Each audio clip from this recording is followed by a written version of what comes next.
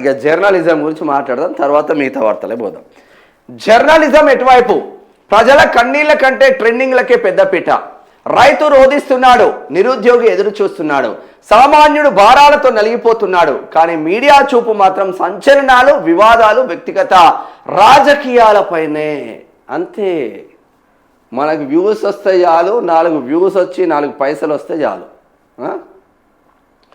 ప్రజాస్వామ్యంలో మీడియాను 4వ స్తంభంగా అభివర్ణనిస్తాం.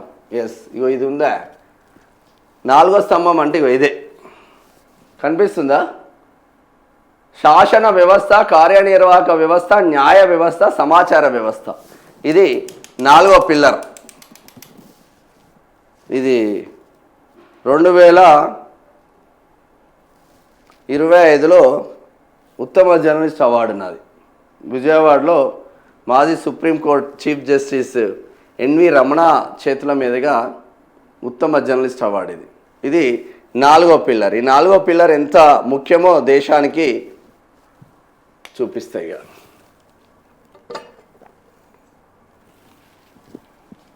ఏడికి వచ్చింది? 4వ స్తంభంగా అభివర్ణిస్తారు.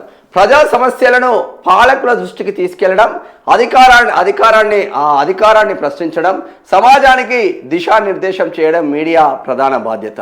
కానీ నేడు ఆ బాధ్యతల స్థానంలో టీఆర్పీలు, వ్యూస్, క్లిక్స్, ట్రెండింగ్ అంశాలు ప్రాధాన్యం సంతరించుకోవడం ఆందోళన కలిగిస్తున్నది. ప్రజల బతుకులతో ముడిపడిన అసలు సమస్యలు వార్తల అంచుల్లో కనిపిస్తుండగా సంచలనాలు ప్రధాన స్రవంతిగా మారాయి. రైతు కన్నీరు ఎవరికి కనిపించదా? పెరుగుతున్న సాగు ఖర్చులు, నకిలీ విత్తనాలు, కల్తీ ఎరువులు,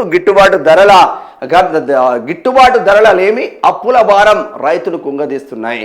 పంట పండించిన రైతు లాభాల కంటే నష్టాలను ఎక్కువగా ఎదుర్కొంటున్నాడు. అయినప్పటికీ రైతు ఆవేదన దేశవ్యాప్త చర్చగా మారడం లేదు, కనీసం రాష్ట్ర వ్యాప్త చర్చగా కూడా మారడం లేదు. ఉద్యోగాల కోసం ఎదురు చూస్తున్న యువత, లక్షలాది మంది యువత ఉద్యోగ నోటిఫికేషన్ల కోసం ఎదురు చూస్తున్నారు. పరీక్షలు వాయిదాలు, నియామకాల జాప్యం, పేపర్ లీకేజ్లు, రద్దులు యువత భవిష్యత్తును ప్రశ్నార్థకంగా మార్చుతున్నాయి. చదువుకున్న యువకుల నిరాశ, ఆవేదన ప్రధాన వార్త కావాల్సిన సమయంలో అది చర్చల కేంద్రంగా మారదు. ఎందుకంటే శ్రీ చైతన్యం దగ్గర, నారాయణ దగ్గర మనోడే కదా పైసలు తీసుకునేది. ధరల మోతలతో విలవిలలాడుతున్న సామాన్యుడు, గ్యాసు, పెట్రోల్, డీజిల్, విద్యుత్తు, నిత్యావసర వస్తువుల ధరలు ఆకాశాన్ని అంటుతున్నాయి. మధ్యతరగతి పేద కుటుంబాలపై తీవ్ర ఆర్థిక భారం పడుతుంది. కుటుంబ పోషణే సవాలుగా మారుతున్న పరిస్థితుల్లో ప్రజల జీవన వ్యయాలపై సుదీర్ఘ చర్చలు కనిపించడం లేదు. టీవీ డిబేట్లలో ఇక్కడ కనిపిస్తలేదు.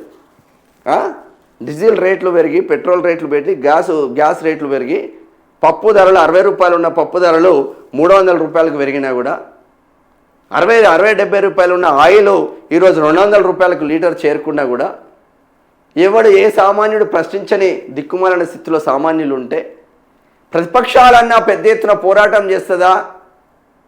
ఓ పోరాటం చేస్తే తప్పేందా? బీజేపీకి వ్యతిరేకంగా దేశవ్యాప్త పోరాటం కాంగ్రెస్ చేయడానికి మీకు ఏం నొప్పి వస్తుంది అంటున్నాం. నిత్యావసర ధరలు కాంగ్రెస్ బీజేపీ వచ్చిన తర్వాత ఎట్లున్నాయి, నిత్యావసర ధరలు ఇప్పుడు ఎట్లున్నాయి?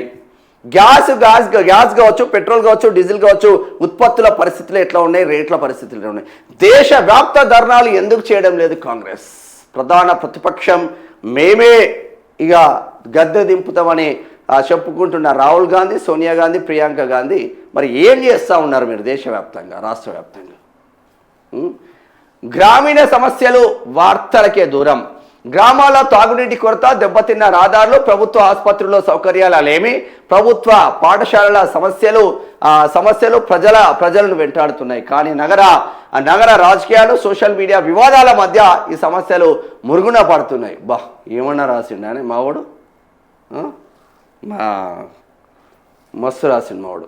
రాజకీయ అసలు ఎజెండా ఎక్కడ?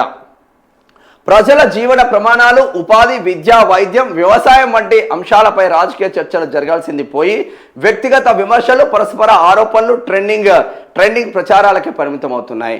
ప్రజా సమస్యలు రాజకీయ కేంద్ర బిందువుగా మారాల్సిన అవసరం ఉంది. బాధ్యత మర్చిన 4వ స్తంభం. వ్యూస్ టీఆర్పీల కోసం సామాన్యుడి గొంతుగా పక్కన పడుతుంది. సెలబ్రిటీ వివాదాలు, సోషల్ మీడియా హడావుడే ప్రైమ్ టైం చర్చలు అవుతున్నాయి. రైతు, కార్మికుడు, నిరుద్యోగి, మహిళ, విద్యార్థి సమస్యలకు తగిన ప్రాధాన్యం దక్కడం లేదు. ప్రజల జీవితాలను ప్రభావం చేసే అంశాల కంటే రాజకీయ వినోదాలకే పెద్దపీట వేస్తున్నారు. ప్రజల అభిప్రాయం జర్నలిజం మారాలి. మీడియా కేవలం వార్తలు చెప్పే వేదిక కాదు, అది సమాజానికి అద్దం పట్టే శక్తి. రైతు కన్నీరు, నిరుద్యోగ యువత ఆవేదన, సామాన్యుడి కష్టాలు, గ్రామీణ ప్రజలు ప్రధాన వార్తలుగా మారినప్పుడే జర్నలిజం తన అసలు బాధ్యతను నిర్వర్తించినట్లు అవుతుంది. ప్రజల సమస్యలే వార్తలుగా మారాలి, ప్రజల గొంతుకే మీడియా స్వరంగా మారాలి. ఎస్, ఇది అసలు కథ. మరి ఎటు పోతుంది జర్నలిజం అంటే, మంగ్లీ వైపు వెళ్ళింది రెండు వారాలు. మంగ్లీ అమ్మా నన్ను టార్గెట్ చేస్తున్నాడనేసరికి బండి భగీరథ్ ఇష్యూ వచ్చింది. ఇక బండి భగీరథ్ అంటే అది మంగ్లీ అంటే ఎస్టీ బిడ్డ, లంబాడి బిడ్డ కాబట్టి కొందరు పొద్దున్న లేస్తే ఇక మేమే ఏక్తం పీక్తం అనే చోటు కూడా మాట్లాడలే మంగ్లీ ఇష్యూలో చాలామంది. ఎందుకంటే మన ఎస్సీ ఎస్టీ బిడ్డ కదా, మనం ఎట్లా మాట్లాడతాం. ఇక తర్వాత బచాయించిపోయింది పాపం. బండి భగీరథ్ ఇష్యూ రాగానే బచాయించిపోయింది. బండి భగీరథ్ ఇష్యూలో ఇక వాళ్ళు అమ్మాయి వాళ్ళ పేరెంట్స్ వచ్చిందా రాలేదా తెలియదు, కానీ ఆ పేరెంట్స్ కేసులు పెట్టాలని మా జర్నలిస్టులే పోయి పోలీస్ స్టేషన్ దగ్గర కూర్చున్నారు. వై బికాస్ అంటే బండి సంజయ్ ఇక్కడ టార్గెట్ చేస్తూ ఉన్నాడు. నక్సలైట్లు కథమైన్లు, అర్బన్ నక్సలైట్లు కథం పట్టిస్తున్నారు కాబట్టి మన వద్ద అర్బన్ నక్సలైట్లే కాబట్టి ఇక మా వాళ్ళు బాగానే కష్టపడ్డారు. బండి భగీరథ్ ఎంత బ్లేమ్ చేయాలో బండి సంజయ్ని అంత బ్లేమ్ చేసిండ్రు. వ్యూస్ వచ్చినాయి. అంటే చెప్పుకోవాలంటే బండి సంజయ్ బండి భగీరథ్ చేయబట్టి ప్రతి ఛానల్కు 4 రూపాయలు సంపాదించుకున్నారా బండి సంజయ్ పేరు మీద. అదైతే నిజమే. ఇక అదైపోయిన తర్వాత రైతు సమస్యలు, వడ్ల కళాల దగ్గర రైతులు అంగలారుస్తూ ఉన్నారు. ప్రజావాయిస్లో కొన్ని వందల వీడియోస్ ఉంటాయి రైతుల సమస్యల పైన. వడ్ల కళాల దగ్గర మా ప్రజావాయిస్ జర్నలిస్ట్ మిత్రులు అనేక రకాలుగా పోయి అనేక రకాల సమస్యలు తీసుకొచ్చేళ్ళు. రైతుల ధర్నాల కలిసి మొదలుకుంటే రైతు సమస్యలపైన ప్రతిదాన్ని కవర్ చేసే ప్రయత్నం చేసిన వందల వీడియోలు ఉంటాయి ప్రజావాయిస్లో. ఇక సరే, బండి భగీరథ్ ఇష్యూ వచ్చింది కదా, ఇప్పుడైనా జర రైతులను ఆలనీలను పట్టించుకుంటారంటే కాక్రోచ్ పార్టీ వచ్చింది.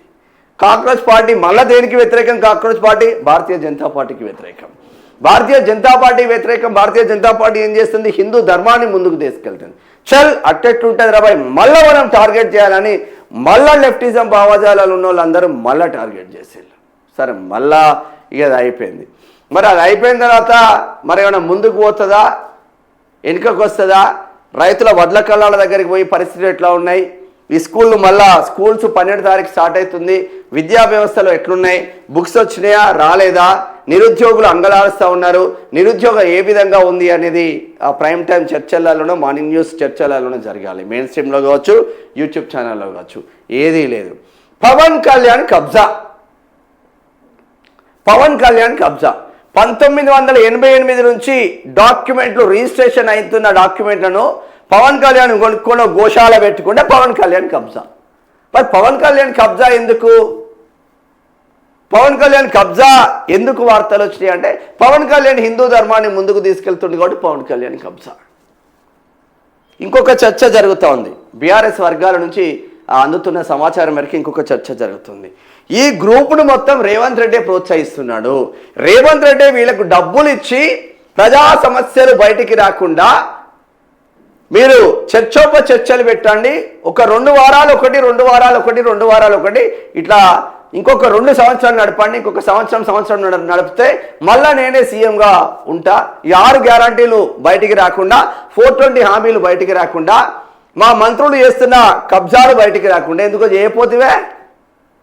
ఇప్పుడు పవన్ కళ్యాణ్ భూమి కబ్జా పెట్టిందని మా వాళ్ళు వేయలు కదా, మా పృథ్వీరాజు, మా మడతొలి వెలుగు, మా రఘు, మా దాసరి సీనన్న వీళ్ళందరూ వేయలు కదా. మరి ఇక్కడ మంత్రి దామోదర రాజనరసింహ బొమ్మార్ది అనిల్ రెడ్డి కబ్జా పెట్టిండంట, 200 ఎకరాలు కబ్జా అని వార్తలు వస్తున్నాయి. ఆడికెందుకు పోతలేరా? ఆడికెందుకు పోతలేరు అంటున్నాం. పవన్ కళ్యాణ్ హిందూ ధర్మం కాబట్టి మనం టార్గెట్ చేయాలి.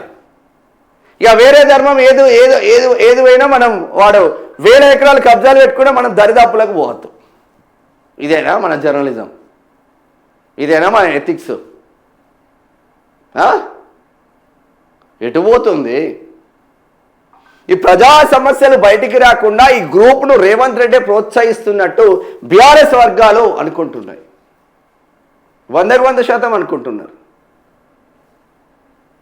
100% అనుకుంటున్నారు. నేను తిట్టినట్టే చేస్తాను, కొట్టినట్టు చేయి, నేను కొట్టినట్టు చేస్తాను, ఏడ్చినట్టు చేయి అన్న చందంగా ప్రీ ప్లాన్గా మాట్లాడుకొని ముందుకెళ్తున్నట్టు సమాచారం అందుతుంది.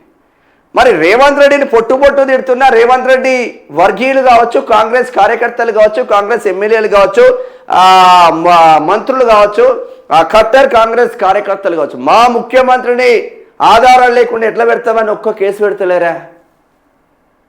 ఒక్క కేసు పెడతలేరు అంటే దీంట్లో కుమ్మక్కు రాజకీయాలు ఉన్నాయని బీఆర్ఎస్ వర్గాల నుంచి అందుతున్న సమాచారం ఇది. ఇప్పటికైనా జర్నలిజం కాకుండా ముందుకు వెళ్తే అందరికీ మంచి జరుగుతుంది.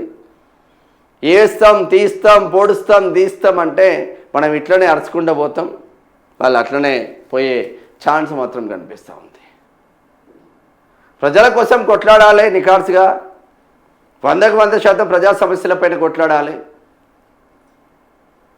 ఇక మళ్ళీ ఇంకో గమ్మత్తు ముచ్చట ఉంటుంది. ఇక ఇంట్లో కూడా మళ్ళా ఈ జర్నలిజంలో కూడా కులాలతోని పోతున్నాయి. ఒక కులం 3-4 ఛానళ్ళు ఉన్నాయి అనుకో, ఒక కులం ఆ 3-4 ఛానళ్ళకి ఇంకో పొరపాటున ఎవడన్నా నీకు నిఖార్సుగా ప్రజా సమస్యలపైన కొట్లాడదామని వచ్చి లోగో పెడతామని లోగో పెట్టనిస్తలేరంట. ఇది ఇంకో తతంగా. ఎందుకంటే మళ్ళీ ఆడొస్తే నీ అమ్మ మనం ఆ కబ్జా దగ్గరికి పోతుంది, ఈ కబ్జా దగ్గరికి పోతుంది, మనమే గారా టేకప్ చేసేది. మావోని ముందుకు పెడుతున్నాం, మనం వెనకాల పోతున్నాం, మళ్ళీ పైకం వస్తే మనం మంచుకుంటున్నాం, మళ్ళీ ఇంకోటి కేంద్రం వంచేది అని ఒక మంచి పక్కా ప్లాన్తో ముందుకు పోతుందంట. అది కూడా బయటికి వచ్చే ఛాన్స్ ఉంది. మన దగ్గర కూడా ఒక జబర్దస్త్ ఆధారం ఉంది. బట్ జర్నలిజం ఎథిక్స్ అన్న ఒకే ఒక సిద్ధాంతం మీద, మూల సిద్ధాంతం మీద ప్రజా వాయిస్ ఉంది కాబట్టి మనోడిని మనం బ్లేమ్ చేస్తే వచ్చేది ఏం లేదు కాబట్టి సైలెంట్గా ఉంటున్నా. ఏదైనా ఆరోపణలు ప్రత్యారోపణలు వచ్చినప్పుడు బొద్దలు భాషింగాలు అవుతాయి.